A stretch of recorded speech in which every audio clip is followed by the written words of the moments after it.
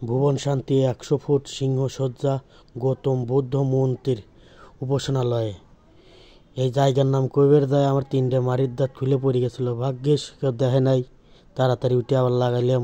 উঠে দেওয়ার সময় সিঁড়ির প্রথম সিঁড়িতে বাধা। কে বাধা গিয়েছে?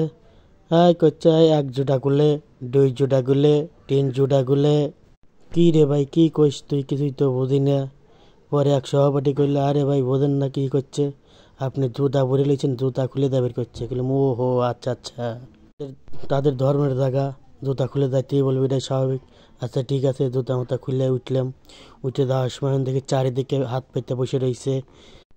পকেট থেকে কিছু খুচরা টাকা বাইর করে কেবলই দিতে যাব, তখন আর এক সভাপতি বললো, আরে আরে কী করেন, এরা তো ভিক্ষে লেওয়ার লেগে বসে নাই, এরা আপনার দোয়া দিচ্ছে, আশীর্বাদ দিচ্ছে। বললাম ও আচ্ছা আচ্ছা, বুঝতে পারি নেই।